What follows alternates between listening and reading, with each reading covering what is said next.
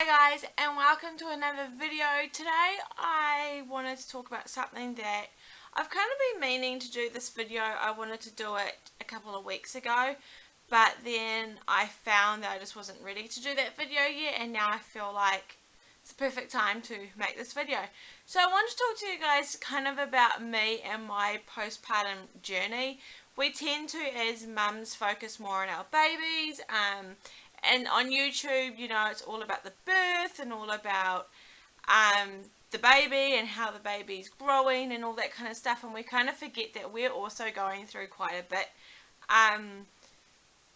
after giving birth. It's a big thing, and your body goes through so much change. It's putting up with a lot, it's been through a lot, and emotionally, physically, it's really actually quite hard. I am 8 weeks postpartum in 3 days time. It has gone so fast, and it's only now that I'm feeling like I can openly and honestly talk to you guys about what's been going on with me, to the point now where I'm kind of feeling semi-human again.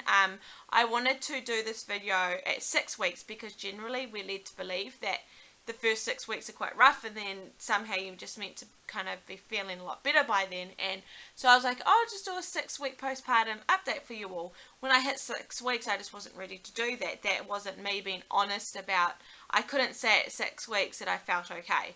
It's taken these 2 months for me to kind of feel like I'm transitioning from the postpartum stage to kind of just new mum stage, if you know what I mean.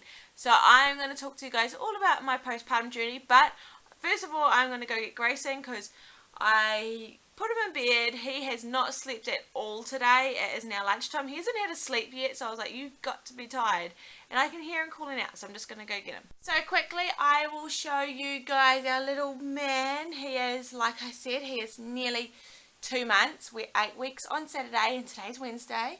You guys haven't seen him for a while. Say hi.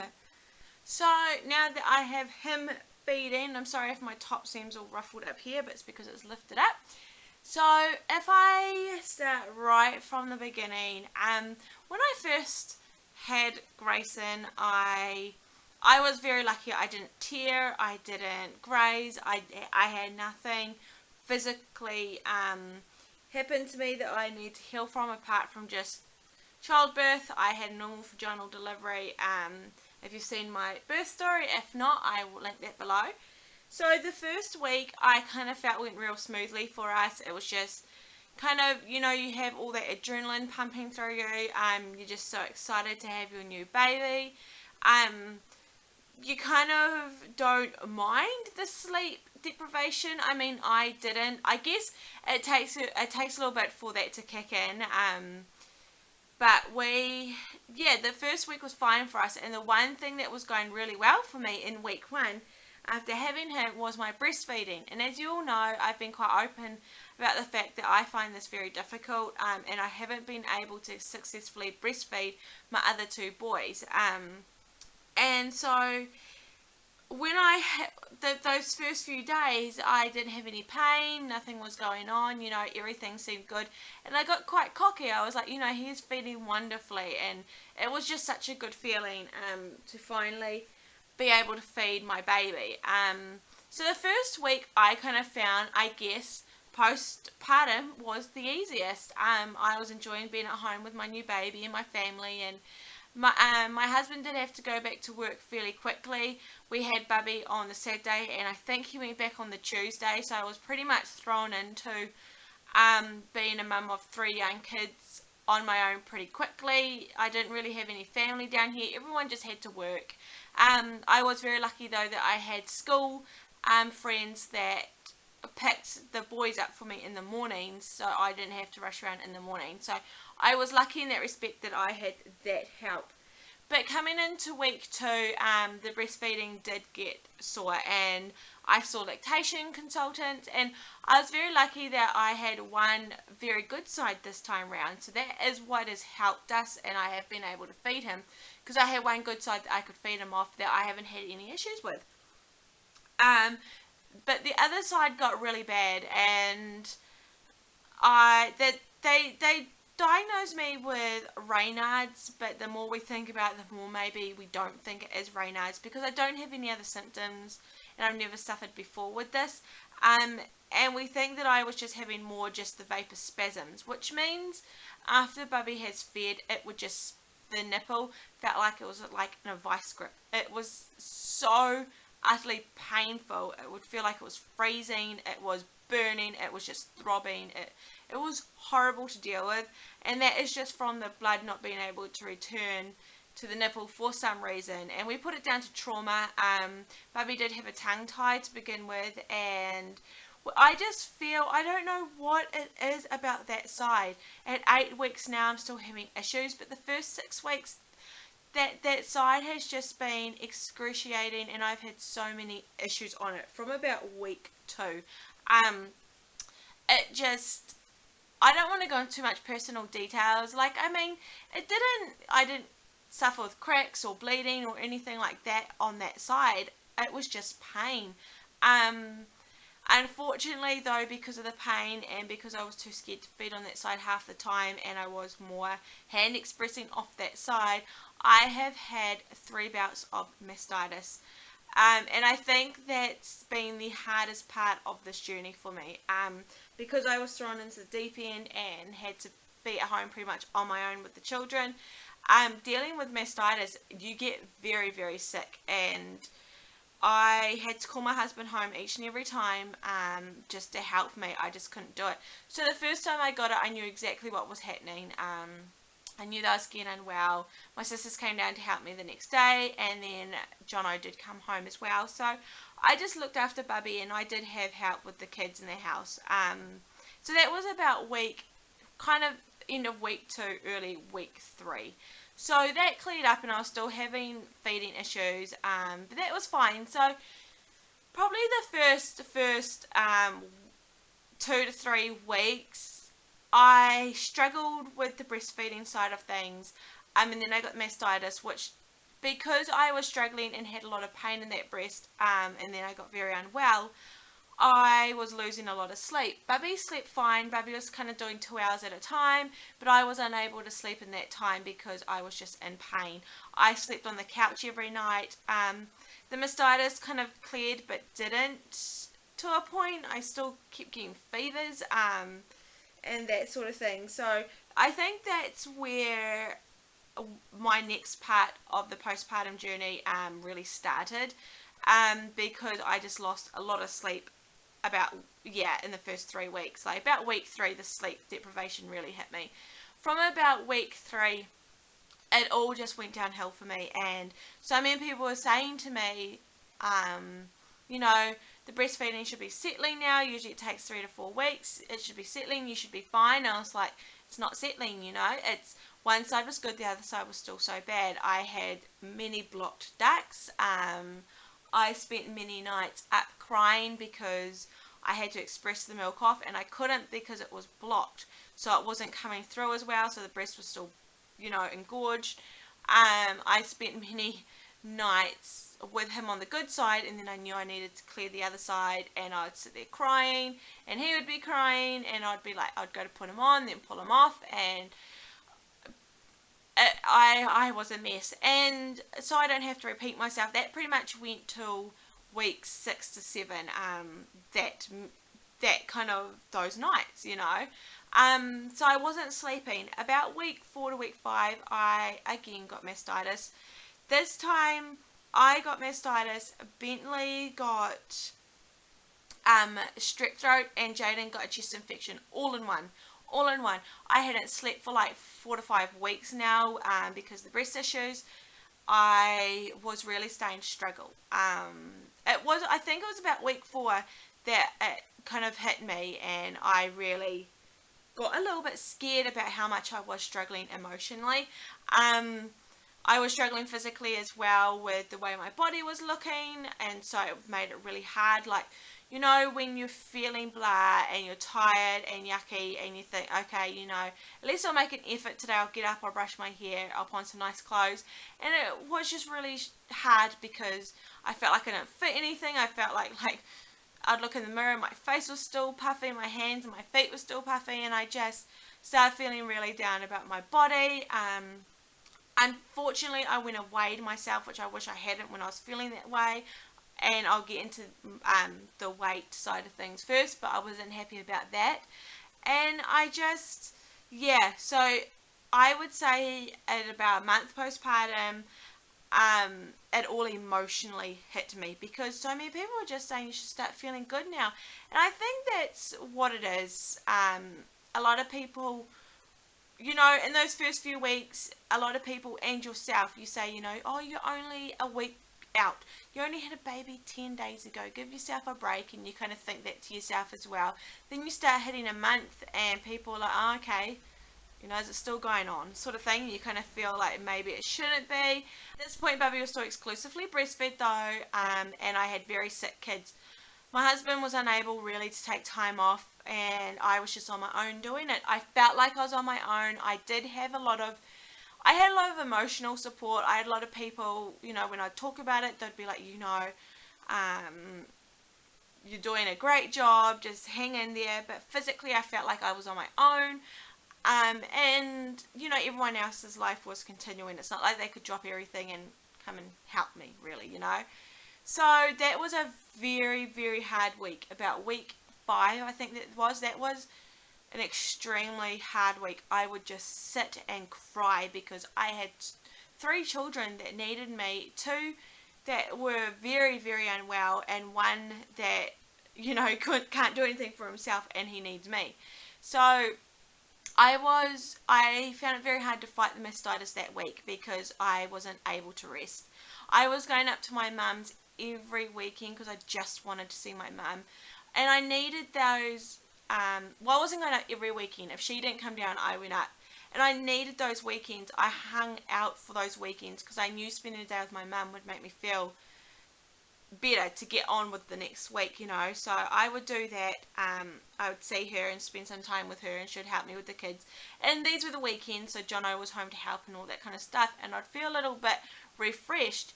And then the next week would hit, and it would just all go downhill again. The kids took a very long time to come right, and I took a long time to come right. That second bout of mastitis never really cleared.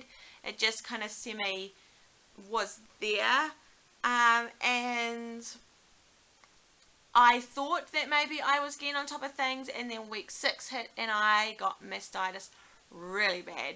So I could not feed it all on that side for a few days, so I just expressed it. I thought I would just hand express him on that side. At this point, I was actually starting to tell my mum that I wanted to give up feeding, but I knew that I had to slowly do it because I had so much milk. But I also went through I think because I was physically and very, very emotionally drained, just no sleep and everything like that, I started feeling very guilty that I wanted to wean him. I knew that he enjoyed it, I knew that it was good for him, and to begin with, I had enjoyed it, and I kind of felt like quite a failure, to be honest. So I started thinking about weaning him, and so the guilt got on top of me. So now I was carrying around all this guilt, and every time I'd feed him, I would cry, because I was like, is this going to be the last time that he's going to get to have boob, you know, before I stuff him on a bottle? So, yeah, that last bout of mastitis really kicked me. I spent a few nights just, he would sleep, and I would be downstairs in the middle of the night on the floor crying, because I'd wake up so sore. I would try to wake him up, nothing would wake him up, like he was sleeping. I would like change him and try and irritate him, and he'd just go back to sleep. So I'd end up downstairs just trying to cool my breast, trying to take the pain away, and I would just cry. I would just howl for hours because I was in this pain and I was just so tired. And when you're so sleep deprived, I think that's what makes everything else worse, you know. I'd get up in the morning, want to get dressed, and I was just so tired and exhausted that I just felt bad about myself. Nothing fit in me. I couldn't handle the children, like when they'd throw a fit, I was so tired I couldn't handle that. Making dinner, things like that. By the end of the day, I was an absolute wreck. I would be seen on the couch bawling when Jono walked in, and this really hit really badly in week 5 to 6. And that's why when I wanted to make this video, I was like, I'd be lying. You know, everyone says 6 weeks. The first 6 weeks are crap, and then you get there. I got to week 6, and I wasn't there yet. And I did start doubting myself as a mum, to be honest. I was like, why can't I get this? Why is everything going downhill for me? I never once felt bad towards Grayson at all. I loved him so much. I would just sit there and stare at him. I just couldn't believe he was here, you know, but I did go to the doctors and I did talk to her about it. And that's the one thing she did say to me, you know, what are your feelings towards your baby? And I was like, I love him. I love him so much. You know, I couldn't think of anything worse than to, like, hurt him, leave him to cry, anything like that. I knew in myself that wasn't going to happen, you know. So I trusted myself in that respect, but I just I couldn't function anymore. I was starting to go a little bit downhill, and I just had a very bad day one day, and Jono came home and I was howling, and I said to him, you need to take tomorrow off. I just need help. I can't do this anymore. And so he took the next day off and he just helped. He dealt with the kids, he dealt with the house, and I just sat there. I didn't overly catch up on sleep, but I just sat there and held Grayson. I didn't do anything. And then that day I thought, I'm going to go to the doctors and talk all this out. I'd been to the doctors and talked kind of, you know, emotionally and that with them to check that it was nothing, you know, I didn't want to leave it, and I was open about how I was feeling. I wasn't hiding it. She felt my breast, and this was at the end of my 3rd bout of mastitis, and she felt that I'd been left with quite a hard lump in my breast, which I still have at the moment. It was very painful. She said because the last bout of mastitis was so bad, I'd been left just with a lot of swelling, and the duct was still swollen. What we think is still a swollen duct, but I am going to see a breast. I'm going to go to a breast clinic and get looked at to make sure it's nothing else. But that's what we think it is. And she said now is not the time to be drying up. You really need to clear it. So I just broke down and I said, I can't do it anymore. You know, I'm in so much pain. So she said, let's try and treat you for ductal thrush. I had tried treatment for just normal nipple thrush, which hadn't really helped any of the pain. So she said, let's see if we can treat you for ductal thrush. So she gave me an antibiotic, which they don't like to give you. It's in high doses. It's not very good for baby through the breast milk, but she did her research. She found a dose that was good for me, and I took it, and within a couple of days the pain in that breast started clearing. I had suffered for like 6 or 7 weeks at this point with all these feeding issues, which had led to all these other like emotional, physical issues. And all along it was like thrush down in the ducts, like in the milk ducts. And I'm still on the antibiotics now. It's a 2-week course, but all of a sudden, you know, I could feed him on that side, and overnight, honestly, like everything changed. I'm so glad I went to the doctor that day, because it was just, it changed everything. And I'm so annoyed that it took me 7 weeks to figure that out. I didn't know you could get this. And yeah, the thrush had just got quite far down, which was causing agonizing pain. So now at week 8, I am feeling so much better. I have cleared up from the mastitis, and I am now able to successfully feed Grayson. So we have been feeding for 2 months now. He has had 2 to 3 maybe formula bottles, because I did start looking at weaning him, but he wasn't big on the bottle, and because I finally figured this out, I was like, I may as well keep feeding him for a little bit longer if we can.